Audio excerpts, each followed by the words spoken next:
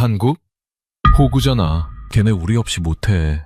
인도네시아 국방부 국장이 비웃던 순간 그는 몰랐습니다. 자신이 40조 원을 날리는 카운트다운을 시작했다는 것을. 8년간 끌어온 한국과의 전투기 공동개발, 분담금 9천억 원을 깃털처럼 가볍게 떼먹고 급기야 프랑스 전투기 140억 달러어치를 사버린 배신이었습니다. 한국은 더 이상 참지 않았습니다. 환불은 없습니다. 48시간 드립니다. 하지만 진짜 드라마는 그 다음이었습니다. 지금이다. 인니 놈들이 버린 황금알을 우리가 먹는다. 필리핀 국방차관이 책상을 내리쳤습니다. 법까지 바꿔가며 72시간 만에 체결한 70억 달러 계약. 필리핀은 환호했고 인도네시아는 절규했습니다. 오만이 부른 대가는 참혹했습니다.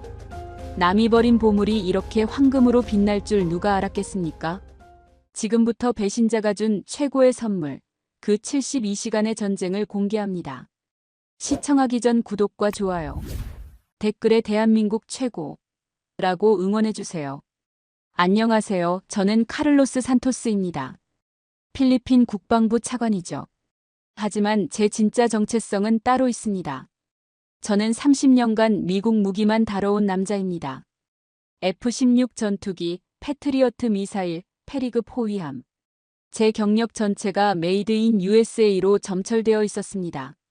사관학교 시절부터 미국 무기 교범으로 공부했고 중령 시절엔 텍사스 포트 후드 기지에서 훈련받았습니다. 준장으로 진급했을 땐 워싱턴 국방부와 직접 협상했죠. 그게 당연했습니다. 필리핀은 미국의 동맹국이었으니까요. 아니, 솔직히 말하면 미국 말고는 선택지가 없었습니다. 유럽 무기는 비쌌고 러시아 무기는 미국이 허락하지 않았고 중국 무기는 상상도 할 수 없었습니다. 하지만 2024년 3월 그 당연함이 무너지기 시작했습니다. 마닐라 클라크 공군기지 경납고 제 손이 떨렸습니다. 제 앞에 서 있는 건 F-16 전투기가 아니었습니다. 부품 부족으로 3개월째 못 날고 있는 20억 달러짜리 고철 덩어리였죠. 6대 중 4대가 같은 상태였습니다. 엔진 터빈 블레이드 하나 때문이었습니다. 미국 록히드 마틴 본사에 긴급 주문을 넣었지만 대답은 한결같았습니다. 우크라이나 우선 공급 중이라고요. 납기는 최소 8개월이라고 했습니다. 8개월이요. 그 사이 필리핀 영공은 누가 지킵니까? 저는 기지 사령관에게 물었습니다. 가동 가능한 전투기가 몇 대냐고요. 그의 대답은 참혹했습니다. 2대입니다. 6대 중 2대만 날 수 있다고 했습니다. 더 충격적인 건 가격이었습니다. 그 작은 터빈 블레이드 하나가 120만 달러였습니다. 작년엔 50만 달러였는데 2배 넘게 뛰었죠. 이유를 물으니 미국 측은 이렇게 답했습니다. 글로벌 공급망 문제라고요. 저는 그날 밤 잠을 이루지 못했습니다. 30년간 미국만 믿고 달려왔는데 이게 맞나 싶었습니다. 다음 날 아침 대통령 주재 안보회의가 열렸습니다. 안건은 차기 전투기 도입이었습니다. 노후화된 F-5 타이거 12대를 교체해야 했거든요. 국방부 장관이 미국 측 제안서를 펼쳤습니다. F-16 바이퍼 전투기 블록 70평 12대, 총 38억 달러. 납기는 36개월. 기술 이전은 없고 정비는 전량 미국 의존이었습니다. 38억 달러요. 저는 그 숫자를 보고 아찔했습니다. 작년에 인도네시아가 같은 기종을 대당 2억 5천만 달러에 샀거든요. 우리한텐 3억 2천만 달러를 부르는 겁니다. 왜 더 비싸냐고 물으니 장관이 답했습니다. 필리핀은 소량 구매라 단가가 높다고요. 미국은 대량 구매 고객을 우대한다는 겁니다. 대통령이 물었습니다. 다른 선택지는 없느냐고요. 회의실이 조용해졌습니다. 모두가 저를 쳐다봤습니다. 30년간 미국 무기만 다룬 전문가니까요. 저는 솔직하게 답했습니다. 유럽산은 더 비쌉니다. 프랑스 라팔은 대당 4억 달러를 넘고 영국 타이푼도 비슷합니다. 스웨덴 그리펜은 저렴하지만 성능이 떨어집니다. 그럼 어쩌란 말이냐고 대통령이 물었습니다. 저는 대답하지 못했습니다. 회의가 끝난 후 대통령이 저를 따로 불렀습니다. 그의 표정은 심각했습니다. 카를로스, 우리가 언제까지 미국 눈치만 봐야 하나? 가격도 멋대로고 납기도 멋대로고 부품도 안 주는데 말이야. 저는 고개를 숙였습니다. 각하 하지만 다른 방법이. 대통령이 제 말을 잘랐습니다. 찾아봐. 반드시 찾아. 미국 의존에서 벗어날 방법을. 그게 우리 공군의 생존이야. 저는 그날 사무실로 돌아와 세계 전투기 시장을 샅샅이 뒤졌습니다. 미국, 유럽, 러시아, 중국. 하지만 마땅한 대안이 보이지 않았습니다. 밤 11시가 넘어서였습니다. 저는 커피를 한 잔 더 마시고 검색을 계속했습니다.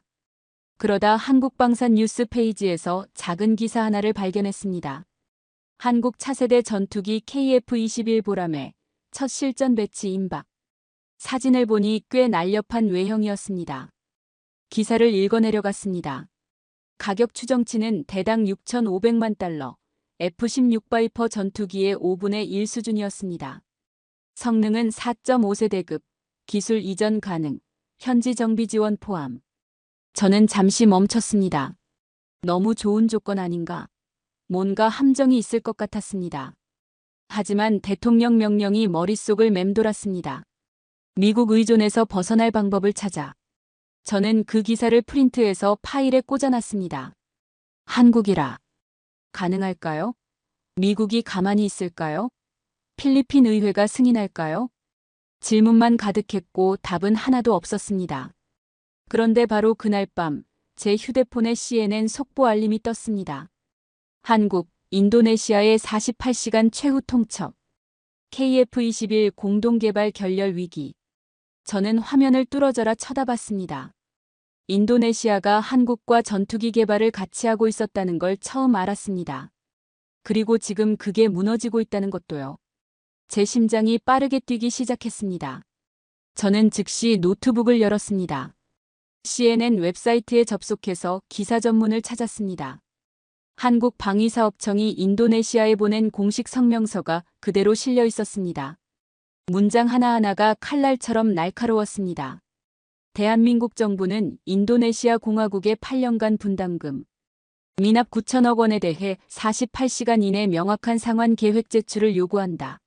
이행하지 않을 시 KF-21 공동개발국 지위를 즉시 박탈한다.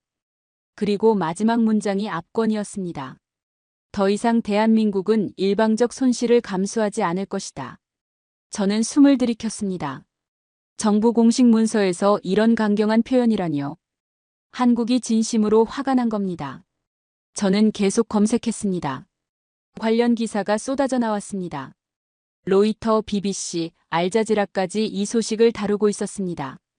그중 블룸버그 기사가 눈에 띄었습니다. 인도네시아, 한국의 분담금 9천억 미납 중 프랑스 라팔 42대 140억 달러 계약 체결. 저는 그 순간 이해했습니다. 한국에 낼 돈은 없다고 하면서 프랑스에는 140억 달러를 주겠다는 겁니까? 이건 단순한 자금 부족이 아니었습니다. 배신이었습니다. 저는 시계를 봤습니다. 밤 11시 30분이었습니다. 서울은 지금 새벽 2시 30분이겠지만 전화를 걸어야 했습니다. 페르난도 대령에게요. 그는 서울 주재 필리핀 국방무관이었습니다. 전화벨이 6번 울린 후 페르난도가 받았습니다. 잠든 목소리였습니다. 차관님 무슨 일이십니까? 페르난도 CNN 봤나? 한국이 인도네시아를 자른다네. 잠시 침묵이 흘렀습니다. 그리고 페르난도의 목소리가 또렷해졌습니다. 지금 확인하겠습니다. 3분 후 페르난도가 다시 전화를 걸어왔습니다. 차관님, 서울이 난리입니다. 한국 언론이 전부 이 소식을 톱으로 다루고 있습니다. 여론이 폭발했습니다. 인도네시아를 당장 자르라는 댓글이 수만 개씩 달리고 있습니다. 저는 물었습니다. 한국 방위사업청 분위기는 어떤가? 페르난도가 답했습니다. 제 동기가 거기서 일하는데 전화해봤습니다. 이번엔 진심이라고 합니다. 48시간 안에 답이 없으면 정말로 자른다고요. 저는 심호흡을 했습니다. 그리고 물었습니다. 인도네시아가 9천억을 48시간 안에 낼 수 있을까? 페르난도가 단호하게 답했습니다. 불가능합니다. 라팔에 140억을 쏟아부은 상태에서 추가 예산은 나올 수 없습니다. 저는 계산하기 시작했습니다. 48시간이면 수요일 아침까지입니다. 인도네시아가 응하지 못하면 한국은 인도네시아를 자릅니다. 그리고 KF-21은 새로운 파트너를 찾아야 합니다. 새로운 파트너요. 저는 페르난도에게 지시했습니다. 한국 방위사업청 동향을 면밀히 관찰하게. 특히 KF-21 수출 관련 움직임이 있는지 확인하게. 그리고 비공식적으로 접촉 가능성을 타진해보게. 차관님, 설마 우리가? 저는 대답했습니다. 아직 모르네. 하지만 준비는 해야지. 기회는 준비된 자에게만 오니까. 저는 급히 책상 서랍을 뒤졌습니다. 6개월 전 스크랩해둔 KF-21 관련 기사가 있었거든요. 당시엔 그냥 참고용으로 보관했던 자료였습니다. 기사를 다시 읽어보니 놀라운 내용들이 눈에 들어왔습니다. KF-21은 이미 시제기 6호기까지 비행 성공, 2026년 양산 예정, 가격은 F-35의 절반 수준이라고 적혀 있었습니다. 그리고 가장 중요한 부분, 기술 이전과 현지 정비 지원이 가능하다는 내용이었습니다. 제 심장이 빠르게 뛰기 시작했습니다. 저는 즉시 참모에게 지시했습니다. KF-21 관련 자료를 전부 수집하라고요. 성능, 가격, 개발 현황, 수출 계획 모두요. 2시간 안에 제 책상 위에 올려놓으라고 했습니다. 그리고 저는 계산을 시작했습니다. 필리핀이 필요한 전투기는 12대였습니다. 미국 F-16 바이퍼 전투기로 사면 38억 달러, 만약 KF-21이 대당 7천만 달러라면 총 8억 4천만 달러면 됩니다.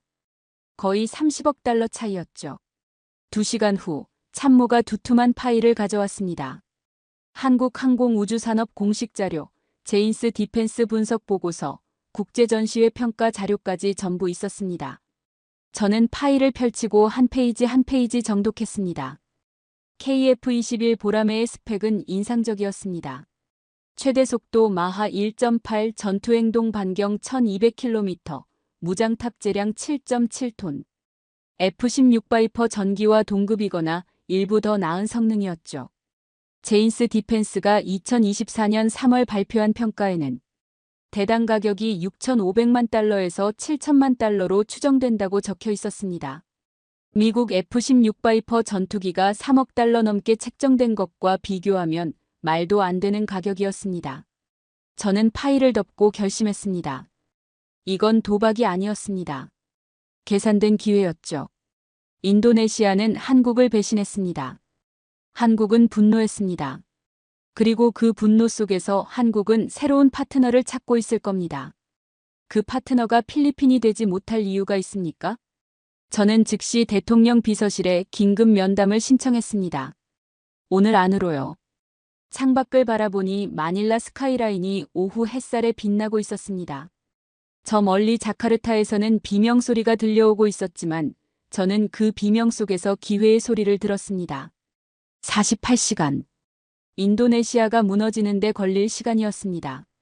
그리고 필리핀이 일어서는데 필요한 시간이기도 했죠. 3시간 후 저는 대통령 집무실 앞 대기실에 앉아 있었습니다. 비서실장이 말했습니다. 각하께서 15분만 시간을 주신답니다. 국회 예산안 회의 직전이라고요. 15분이요. KF-21 도입을 설득하기엔 턱없이 짧았습니다. 문이 열렸습니다. 대통령이 시계를 보며 말했습니다. 카를로스, 빨리 말해보게. 저는 가방에서 가격 비교표를 꺼냈습니다. F-16 바이퍼 전투기 38억 달러, KF-21 8억 4천만 달러, 30억 달러 차이를 강조했습니다. 대통령이 표를 보더니 눈썹을 치켜세웠습니다. 이게 맞나? 한국 전투기가 미국 것보다 5분의 1이라고? 저는 고개를 끄덕였습니다. 성능은 F-16 바이퍼 전투기와 동급이고 기술 이전까지 해준답니다. 대통령이 물었습니다. 검증은 됐나? 실전 배치 실적은? 저는 솔직하게 답했습니다. 아직 수출 실적은 없습니다. 하지만 한국 공군이 2026년부터 실전 배치 예정입니다. 대통령이 팔짱을 끼며 말했습니다. 그럼 우리가 실험 대상이란 얘기 아닌가? 저는 숨을 들이켰습니다. 아니면 첫 번째 고객이 되는 겁니다. 그리고 지금 한국은 인도네시아 때문에 화가 나 있습니다. 새로운 파트너를 찾고 있을 겁니다. 대통령이 창밖을 바라보며 물었습니다. 미국은 어떻게 반응하겠나? 압박할 겁니다. 하지만 각하, 우리는 주권국가입니다. 선택권이 있습니다. 대통령이 저를 쳐다봤습니다. 긴 침묵이 흘렀습니다. 그리고 고개를 끄덕였습니다. 진행하게. 하지만 조건이 있네. 한국이 우리를 받아주지 않으면 바로 철수하게. 국제적 망신은 안 돼. 저는 깊게 고개를 숙였습니다. 알겠습니다. 집무실을 나오자 휴대폰이 울렸습니다. 페르난도였습니다. 한국이 난리라고 했습니다. 여론이 폭발했고 인도네시아를 당장 자르라는 목소리가 커지고 있다고요. 저는 즉시 지시했습니다. 한국 방위사업청에 비공식 접촉을 시도하라고요. 48시간 안에 우리가 먼저 신호를 보내야 한다고 했습니다. 하지만 페르난도가 말했습니다. 폴란드도 움직이고 있다고요. 경쟁자가 있었습니다. 첫 24시간 자카르타는 혼돈에 빠졌습니다. CNN이 자카르타 국방부 청사 앞을 생중계하고 있었습니다. 고위 관료들이 밤새 회의를 하고 있다는 보도였죠. 청사 불빛이 새벽 3시까지 꺼지지 않았습니다. 저는 그 장면을 보며 상상했습니다. 지금 저 안에서 무슨 일이 벌어지고 있을까요? 9천억 원을 어떻게 마련할 것인가? 분담금을 내자니 돈이 없고 안 내자니 한국이 자를 것이고. 인도네시아 재무장관이 새벽 4시에 기자들 앞에 나타났습니다. 그의 얼굴은 초췌했습니다. 검토 중이라는 말만 반복했죠. 구체적인 대책은 없었습니다. 인도네시아는 끝났습니다. 다음 날 아침 저는 페르난도에게 다시 전화했습니다. 한국은 냉정했습니다. 방위사업청 국장이 인도네시아 얘기만 나오면 표정이 굳어진다고 했습니다. 8년을 참았다는 말을 반복한다고요. 저는 지시했습니다. 필리핀은 다르다고 흘리라고요. 하지만 페르난도가 말했습니다. 폴란드 대표단이 서울로 출발했다고요. 제 심장이 빠르게 뛰었습니다. 폴란드는 나토 회원국이고 유럽 강대국이었습니다. 저는 참모들을 불러 모았습니다. 긴급 TF를 구성했습니다. 모든 걸 48시간 안에 준비해야 했습니다. 그날 밤 인도네시아가 첫 제안을 내놨습니다. 5년 분할 상환이었습니다. 연간 1,800억 원씩 나눠서 갚겠다는 겁니다. 저는 그 뉴스를 보고 코웃음을 쳤습니다. 한국이 받아들일 리 없었습니다. 예상대로 한국은 30분 만에 거절했습니다. 방위사업청 대변인이 즉각 논평을 냈죠. 5년 분할은 검토 대상이 아니라고요. 48시간 내 전액 상환 또는 즉시 이행 가능한 보증만 받아들인다고 했습니다. 자카르타는 패닉에 빠졌습니다. 인도네시아 국영방송이 긴급 토론회를 열었습니다. 패널들은 서로를 비난했죠. 누가 한국을 화나게 만들었나? 왜 라파를 먼저 샀나? 이제 어떻게 할 것인가? 인도네시아는 무너지고 있었습니다. 다음 날 새벽 페르난도에게서 급보가 왔습니다. 폴란드 대표단이 서울 도착, KF-21 48대 도입 의향을 타진했다는 겁니다. 48대요. 필리핀이 원하는 12대의 4배였습니다. 저는 즉시 결정했습니다. 물량을 24대로 늘리기로 했습니다. 기회는 지금뿐이었습니다. 그날 오후 인도네시아가 마지막 카드를 꺼냈습니다. 천연가스 현물 상환이었습니다. 9천억 원 상당의 LNG를 한국에 공급하겠다는 제안이었죠. 나름 창의적인 대안이었습니다. 하지만 한국의 반응은 차갑게 식어 있었습니다. 방위사업청은 현물 상환은 별도 협의가 필요하다고 했습니다. 그리고 현물 상환 논의는 48시간 데드라인 이후에나 가능하다고 못 박았죠. 사실상 거절이었습니다. 인도네시아에게 남은 시간은 18시간뿐이었습니다. 저는 서울행 비행기를 예약했습니다. 인도네시아 퇴출 직후 한국에 도착하는 타이밍이었습니다. 다음 날 새벽 마닐라 공항 귀빈실. 저는 노트북으로 한국방위사업청 홈페이지를 확인했습니다. 공지가 떴습니다. 인도네시아 공화국 KF-21 공동개발 참여 자격 박탈. 기납부 분담금 9천억 원 반환 불가. 48시간이 끝났습니다. 인도네시아가 지워졌습니다. 저는 노트북을 덮고 일어섰습니다. 탑승 안내 방송이 나왔습니다. 서울행 K621편 게이트 12번으로 이동하라는 안내였습니다. 페르난도가 옆에서 말했습니다. 차관님, 서울 날씨가 영하 2도랍니다. 외투 챙기셨습니까? 저는 고개를 끄덕였습니다. 하지만 제 걱정은 날씨가 아니었습니다. 폴란드가 이미 움직이고 있었고 한국이 우리를 받아줄지 확신할 수 없었습니다. 게이트로 걸어가며 저는 생각했습니다. 이제 72시간이 시작됩니다. 폴란드와의 경쟁, 한국의 신뢰 획득, 70억 달러 계약. 모든 것이 72시간에 달려 있었습니다. 탑승구 앞에 섰습니다. 비행기가 기다리고 있었습니다. 저는 서울행 비행기에 올랐습니다. 인천공항에 착륙하자 페르난도가 기다리고 있었습니다. 그의 얼굴이 창백했습니다. 폴란드가 어제 20억 달러를 예치했고 오늘 저녁 조인식이 예정되어 있다는 겁니다. 한국 방위사업청이 우리 면담 요청을 거절했답니다. 폴란드와 최종 협상 중이라 다른 나라는 만날 수 없다고요. 문이 닫혔습니다. 택시 안에서 본국 장관에게서 전화가 왔습니다. 차가운 목소리였습니다. 폴란드가 계약했으니 내일 아침편으로 귀국하라는 명령이었습니다. 더 이상 예산 낭비하지 말라고요. 그리고 한마디 덧붙였습니다. 이번 실패로 차관직위도 재검토될 거라고요. 전화가 끊어졌습니다. 30년 경력이 무너지고 있었습니다. 하지만 포기할 수 없었습니다. 저는 페르난도에게 지시했습니다. 방위사업청 주차장에서 기다리겠다고요. 저녁 8시 저는 용산 방위사업청 주차장에서 박철수 국장을 기다렸습니다. 겨울바람이 차가웠지만 움직일 수 없었습니다. 이게 마지막 기회였으니까요. 8시 반이 넘어서 박 국장이 건물에서 나왔습니다. 그는 저를 보고 잠시 멈칫했지만 고개만 숙이고 차로 향했습니다. 저는 뛰어가서 그의 차 앞을 막았습니다. 박 국장이 창문을 내렸습니다. 난감한 표정이었습니다. 산토스 차관, 이러시면 곤란합니다. 저희는 이미 폴란드와 합의했습니다. 저는 차 본넷에 손을 짚고 말했습니다. 5분만 주십시오. 박 국장이 한숨을 쉬며 차에서 내렸습니다. 주차장 벤치에 앉았고 저도 그 옆에 앉았습니다. 그가 말했습니다. 폴란드는 20억 달러를 즉시 예치했고 48대를 주문했다고요. 필리핀은 돈도 준비 안 됐고 물량도 절반이라고 했습니다. 저는 고개를 끄덕였습니다. 모두 사실이었으니까요. 박 국장님, 저에게는 12살 아들이 있습니다. 박 국장이 저를 쳐다봤습니다. 작년에 아들이 클라크 기지 근처 학교에 다녔습니다.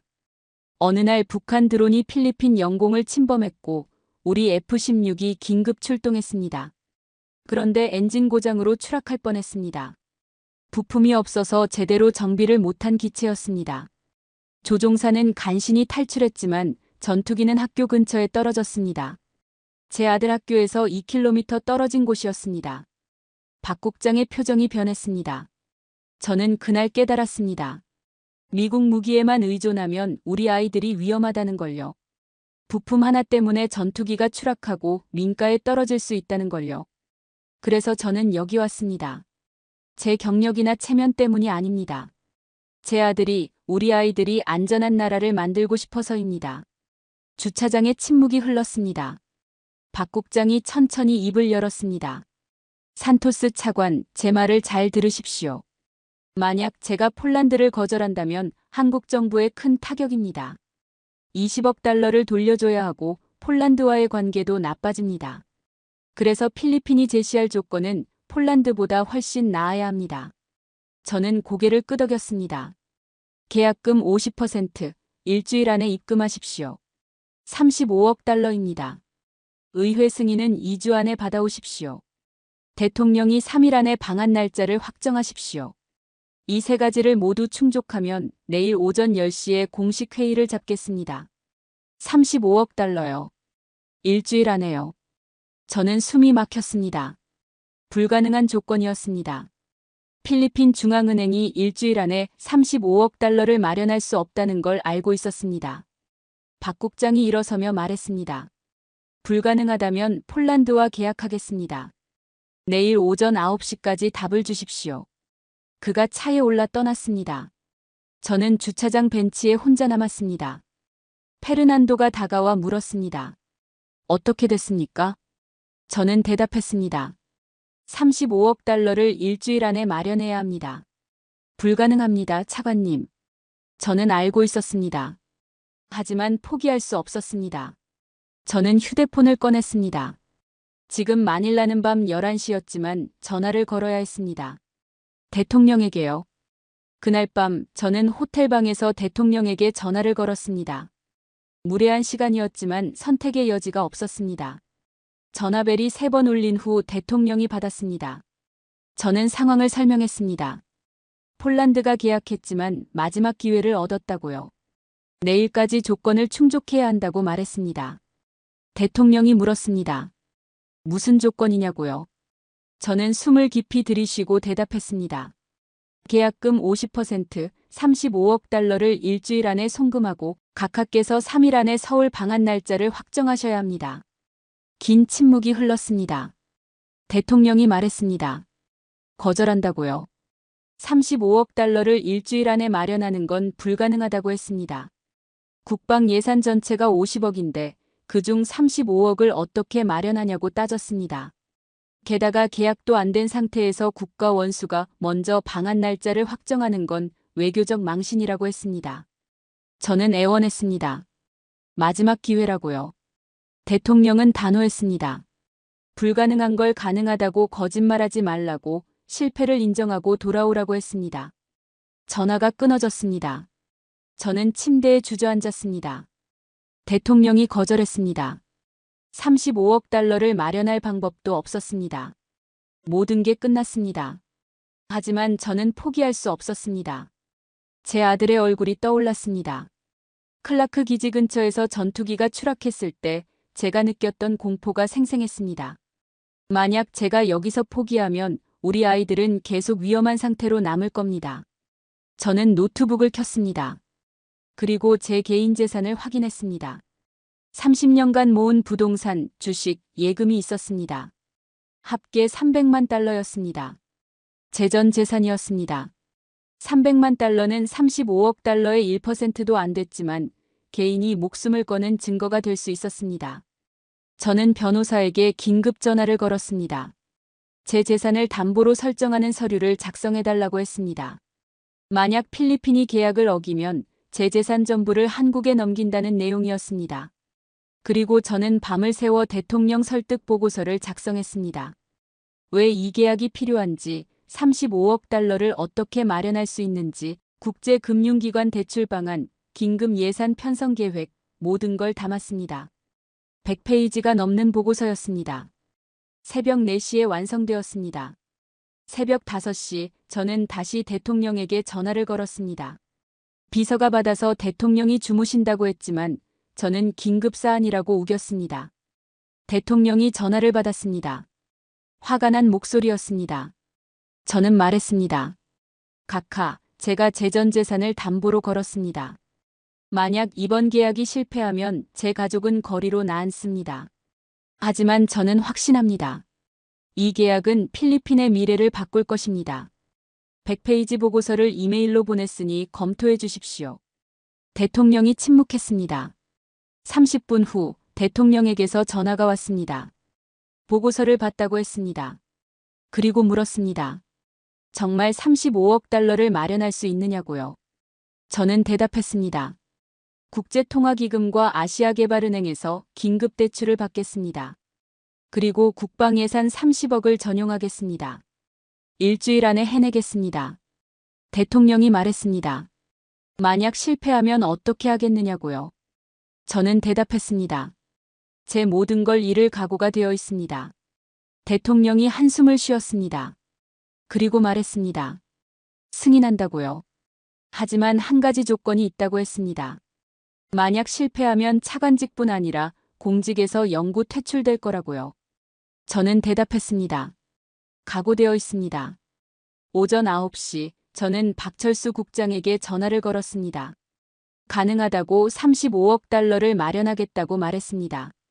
대통령도 3일 안에 방한 날짜를 확정하겠다고 했습니다. 박 국장이 물었습니다. 정말 확신하냐고요? 저는 대답했습니다. 제 인생을 걸었습니다. 오전 10시 저는 방위사업청 회의실에 앉아 있었습니다. 박 국장이 서류를 펼치며 말했습니다. 폴란드와의 계약을 보류하겠다고요. 대신 필리핀이 조건을 하나라도 어기면 즉시 폴란드로 간다고 못 박았습니다. 저는 고개를 숙였습니다. 박 국장이 마지막으로 말했습니다. 산토스 차관, 제발 우리를 실망시키지 마십시오. 저는 대답했습니다. 목숨을 걸고 지키겠습니다. 회의실을 나서는데 페르난도가 물었습니다. 정말 가능할까요? 저는 대답했습니다. 가능하게 만들어야 합니다. 이제 마닐라로 돌아가 전쟁을 시작해야 합니다. 저는 마닐라로 돌아왔습니다. 이제 진짜 싸움이 시작이었습니다. 일주일 안에 35억 달러를 마련하고 2주 안에 의회 승인을 받아야 했습니다. 하지만 가장 큰 문제는 필리핀 국방조달법이었습니다. 1960년에 제정된 이 법은 명확했습니다. 미국 무기외 도입 시 미 국방부 승인이 필요하다는 조항이었습니다. 이 법을 바꾸지 않으면 한국과의 계약은 불가능했습니다. 저는 의회 국방위원회를 긴급 소집했습니다. 의원 29명이 모였습니다. 보수파 로드리고 의원이 단상에 섰습니다. 그는 70대 노장으로 평생 미국 동맹을 강조해온 사람이었습니다. 그가 말했습니다. 60년 된 법을 하루아침에 바꾸는 건 미국을 배신하는 일이라고요. 우리의 혈맹을 저버릴 수 없다고 했습니다.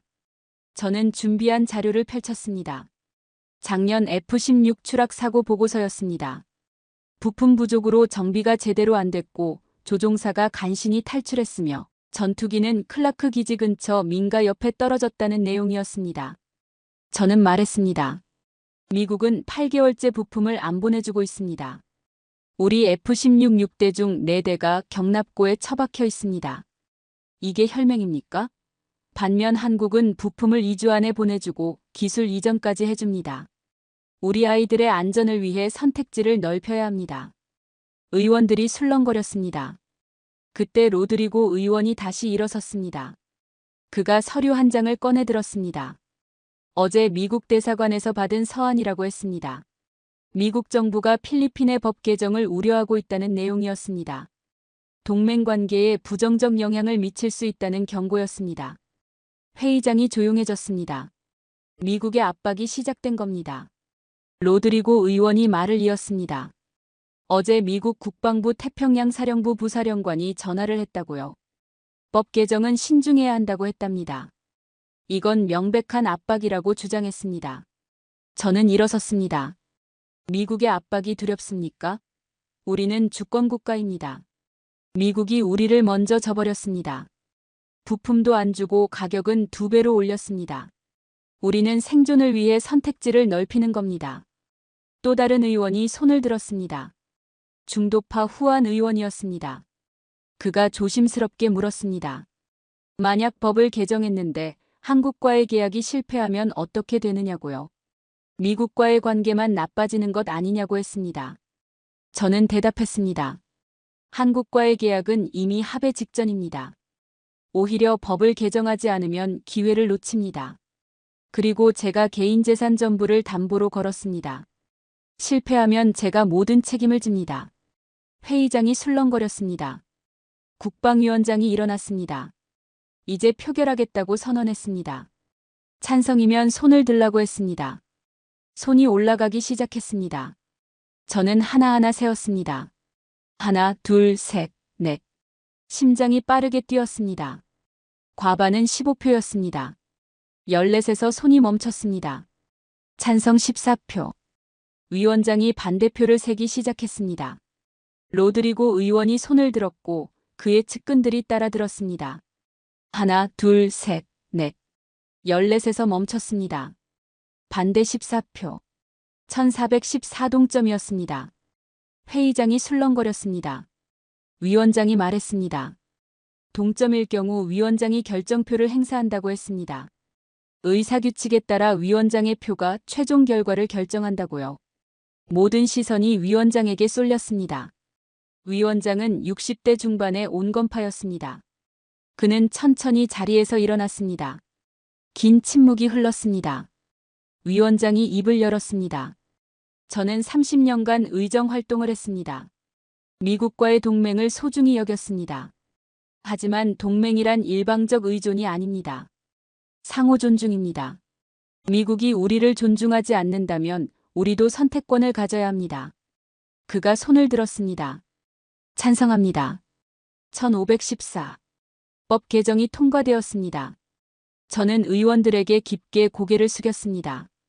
필리핀 역사상 처음으로 국방조달법이 개정되는 순간이었습니다. 한국산 무기는 미국 승인 없이 도입 가능하다는 특례 조항이 신설되었습니다.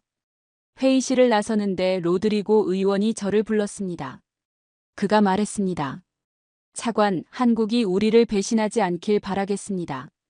만약 그런 일이 생기면 차관이 책임져야 합니다. 저는 고개를 끄덕였습니다. 제목을 걸고 보증합니다. 밖으로 나오니 페르난도가 기다리고 있었습니다. 그가 물었습니다. 이제 어떻게 됩니까? 저는 대답했습니다. 이제 35억 달러를 마련해야 합니다. 일주일 안에요. 의회 통과 다음 날, 저는 국제통화기금 마닐라 사무소에 앉아 있었습니다. IMF 국장이 서류를 보며 고개를 저었습니다. 35억 달러 긴급 대출은 전례가 없다고 했습니다. 더구나 일주일 안에 승인하는 건 불가능하다고 못 박았습니다. 최소 3주가 걸린다고 했습니다. 저는 애원했습니다. 하지만 국장은 단호했습니다. 규정은 규정이라고요. 아시아개발은행도 마찬가지였습니다. 20억까지는 가능하지만 그 이상은 이사회 승인이 필요하다고 했습니다. 2주는 걸린다고 했습니다. 저는 재무부로 달려갔습니다. 재무장관이 말했습니다.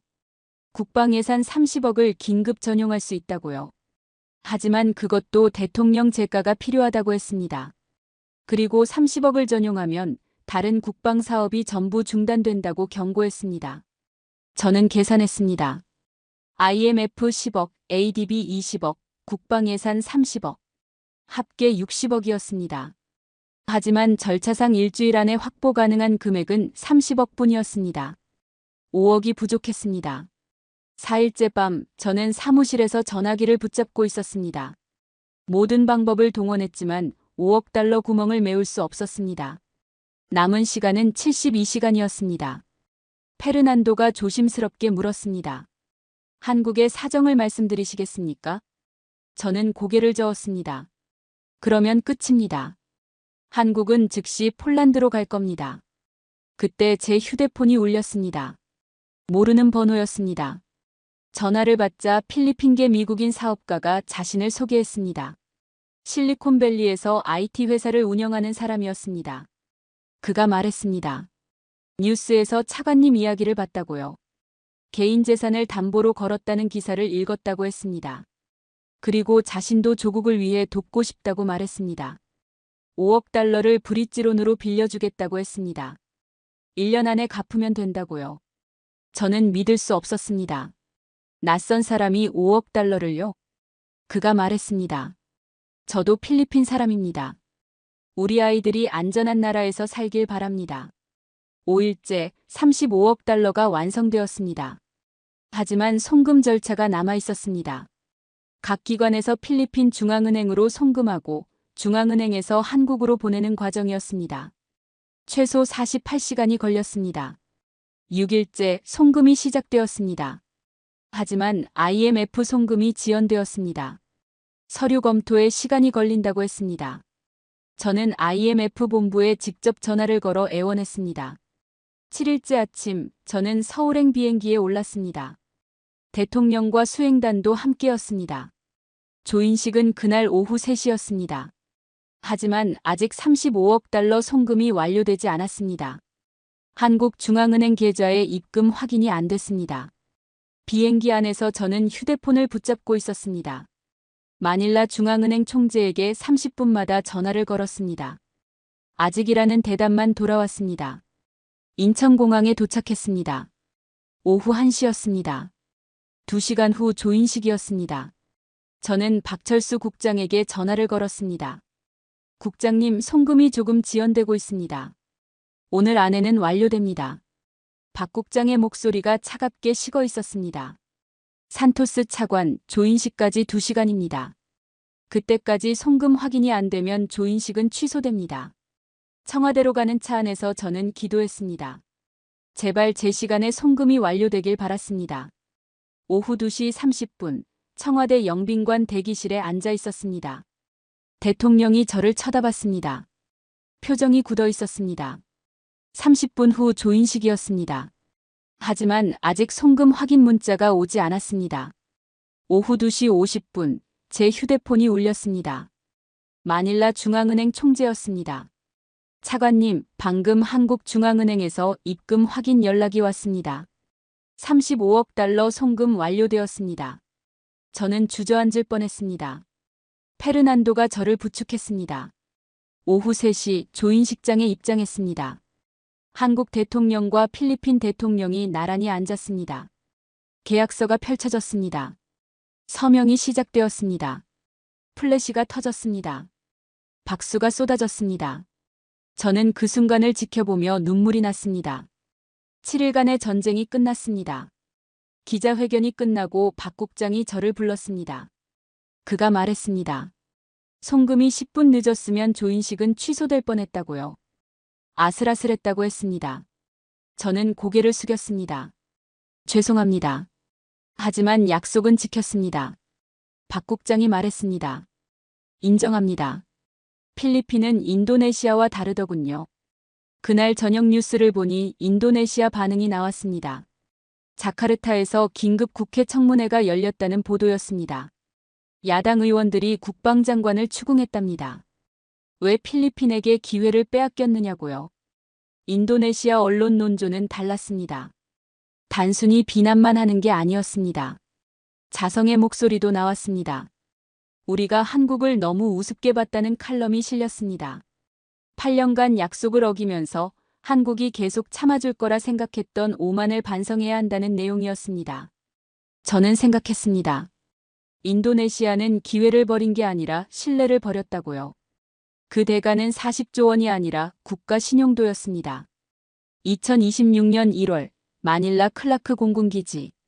저는 활주로 옆에 서서 하늘을 올려다보고 있었습니다. 필리핀의 첫 KF-21이 착륙하는 날이었습니다. 계약 체결 후 14개월 만이었죠. 한국은 약속을 지켰습니다. 하늘에서 은빛 기체가 나타났습니다. KF-21 보람에 등록번호 PH-1 전투기가 활주로에 부드럽게 착륙했습니다. 제 옆에는 12살 아들이 서 있었습니다. 아빠, 저 비행기가 아빠가 목숨 걸고 사온 거예요? 저는 고개를 끄덕였습니다. 그래, 저 비행기는 내가 안전하게 살 수 있도록 아빠가 가져온 거야. 아들이 제 손을 꼭 잡았습니다. 대통령이 참석한 환영식이 열렸습니다. 연설이 끝나고 저는 경납고로 갔습니다. 2년 전 이곳에는 F-16 6대가 있었고 그중 4대가 부품 부족으로 못 날고 있었습니다. 이제는 KF-21 24대가 도착할 예정이고 부품은 2주 안에 도착하며 기술 지원은 24시간 이내에 이루어집니다. 저는 2년 전을 떠올렸습니다. 서울 주차장에서 박 국장에게 아들 이야기를 했던 순간을요. 제 전 재산 300만 달러를 담보로 걸었던 순간을요. 35억 달러를 마련하느라 7일 밤을 새웠던 순간을요. 그리고 조인식 10분 전 송금 완료 문자를 받았던 순간을요. 그날 저녁 저는 집으로 돌아왔습니다. 아내가 저녁을 준비하고 있었습니다. 2년 전 제가 재산을 담보로 걸겠다고 했을 때 울었던 그 아내였습니다. 여보, 담보재산 돌려받았어요? 저는 고개를 끄덕였습니다. 계약이 성공적으로 이행되면서 6개월 전에 담보가 해제되었습니다. 300만 달러는 고스란히 돌아왔습니다. 하지만 더 큰 것을 얻었습니다. 아이들이 안전하게 살 수 있는 나라였습니다. 국제뉴스를 봤습니다. 동남아시아 각국이 움직이고 있었습니다. 말레이시아가 KF-21 18대 도입을 공식 발표했습니다. 필리핀의 성공 사례를 보고 결정했다는 분석이 나왔습니다. 태국도 평가단을 파견했고 베트남까지 비공식 접촉을 시작했습니다. 필리핀이 첫 번째 고객이 되면서 동남아 시장이 열린 겁니다. 저는 생각했습니다. 이건 단순히 전투기 구매가 아니라 선택권의 확보였다고요. 미국 일변도에서 벗어나 우리가 선택할 수 있다는 증명이었습니다. 반면 인도네시아 뉴스가 나왔습니다. 프랑스 라팔 전투기 가동률이 30%로 떨어졌답니다. 42대 중 13대만 날고 있다는 겁니다. 부품 공급 지연이 계속되고 있고 KF-21 분담금 9천억 원은 영원히 돌려받지 못하며 기술 이전 포기, 현지 생산권 상실까지 합치면 손실은 50조 원을 넘는다는 분석이었습니다. 저는 책상 서랍을 열어 3년 전 스크랩했던 신문 기사를 꺼냈습니다. 한국이 인도네시아에게 48시간 최후 통첩을 보냈다는 CNN 속보였습니다. 여백에 적혀있던 제 메모가 보였습니다. 기회다. 저는 그 옆에 새로운 문장을 적었습니다. 기회는 준비된 자에게만 온다. 그리고 신뢰는 목숨을 걸어야 얻을 수 있다. 창밖을 바라봤습니다. 마닐라만 넘어 하늘에서 KF-21 편대가 훈련 비행을 하고 있었습니다. 은빛 기체들이 태양빛을 받아 반짝였습니다. 저는 30년 공직 생활 중 가장 위험한 도박을 했습니다. 제 경력을, 재산을, 가족의 안전을 걸었습니다. 만약 실패했다면 모든 걸 잃었을 겁니다. 하지만 성공했습니다. 그리고 깨달았습니다. 인도네시아와 필리핀의 차이는 경제력도, 군사력도, 외교력도 아니었습니다. 신뢰였습니다. 인도네시아는 한국을 호구로 봤습니다. 8년간 약속을 어기고 돈을 안 내고 다른 나라 무기를 사면서도 한국이 계속 참아줄 거라 생각했습니다. 하지만 필리핀은 달랐습니다. 우리는 불가능해 보이는 조건을 지켰습니다. 35억 달러를 7일 만에 마련했고 의회를 2주 만에 통과시켰고 대통령이 직접 조인식에 참석했습니다. 그리고 증명했습니다. 약속은 목숨을 걸고 지키는 것이라고요. 제 아들이 방에서 나와 물었습니다. 아빠, 나중에 크면 저도 저 비행기 조종사가 될 수 있어요? 저는 아들을 안아주며 말했습니다. 그럼 너는 내가 원하는 게 뭐든 될 수 있어. 왜냐하면 이제 우리 하늘은 우리가 지키니까.